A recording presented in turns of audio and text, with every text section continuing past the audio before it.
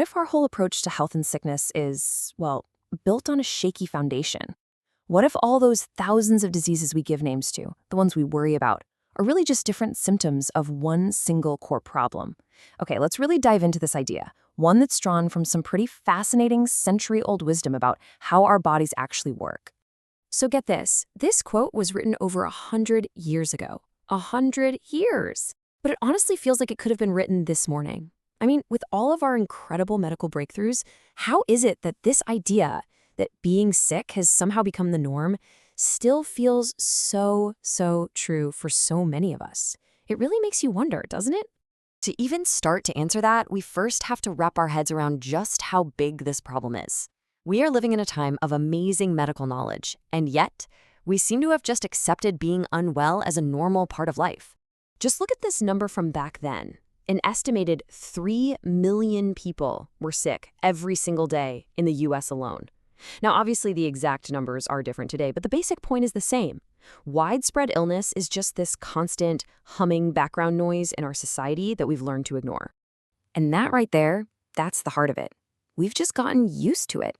We see things like chronic illness, or always catching a cold, or just having no energy, and we just shrug and say, that's life. But the argument here is that this very acceptance is the problem. It's like we've been convinced that this is how it has to be, when really, it's neither necessary nor natural. All right, so if the story we've been told is flawed, what's the alternative? Well, get ready, because this next idea completely flips the script on everything we think we know about what causes disease. So, look at this. It's a total clash of ideas. On one side, you've got the germ theory we all learned in school. Germs from the outside attack our bodies and we get sick. Simple. But on the other side is this radical idea that the germs aren't the cause at all. They're the result. They're like scavengers that only show up and multiply once our internal environment is already unhealthy and breaking down. The disease, he says, comes first. Then the germs have a party. So that leads to a huge question, right? If we push aside the idea that there are thousands of different diseases caused by thousands of different germs, then what are we left with? What's the one thing, the single root cause behind it all? The answer proposed in the source material is this one concept, autointoxication. It basically means self-poisoning. The idea is that our bodies just get dirty on the inside. We're creating waste products faster than our bodies can get rid of them. And this internal filthiness, as it's bluntly called, becomes the fertile soil where pretty much every other illness can start to grow. Okay, so if the problem is that we're internally unclean, then the solution seems pretty straightforward, doesn't it? We have to achieve the opposite. And that brings us to the first big pillar of this whole philosophy, creating a state of internal cleanliness. Now, the path to getting clean on the inside isn't about some complicated medical procedure. It's actually about getting back to some really simple, intuitive basics. First, just eat in moderation. The source is super clear on this. Overeating is the #1 thing that gums up the works. Second, listen to your own body. If you lose your appetite, that's nature's way of screaming, stop eating. And third, if you do get sick, stop eating. Give your body a break from digestion so it can use all that energy for cleaning house and healing. And this quote just nails the big picture. We're not just talking about surface-level stuff here.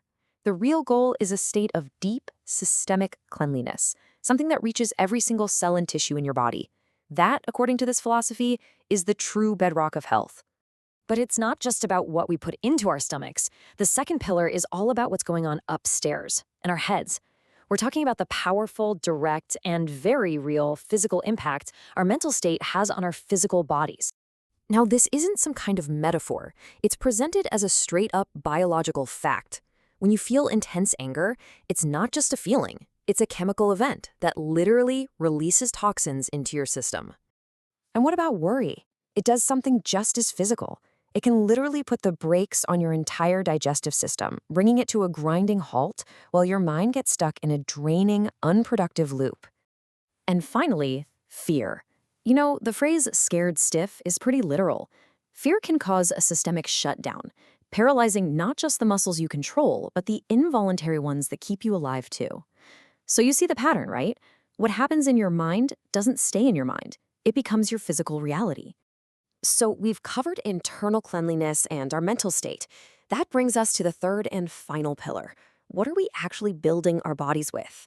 The food we eat, is it clean fuel for the engine, or is it just more filth for the system to deal with? This is just a perfect example. Compare whole wheat bread to white bread. The whole wheat has everything intact, all the natural salts and nutrients. It actually fills you up and satisfies your body. But now look at the white bread. They've stripped all the good stuff out, so your body eats it, but it's still starving for the nutrients it's missing. And what happens next? You just want to eat more and more. And this lays out the whole vicious cycle. You eat these denatured, refined foods. They don't give your body what it actually needs. That creates a nagging craving for more. That craving leads to overeating. And that overeating, even of stuff we think is good, is the single biggest thing that creates that internal state of filth or autointoxication. So you can see how it all starts to fit together, right? You have these three pillars: internal cleanliness, mental harmony, and proper fuel. The crucial point here is that this isn't about some new diet or a miracle pill.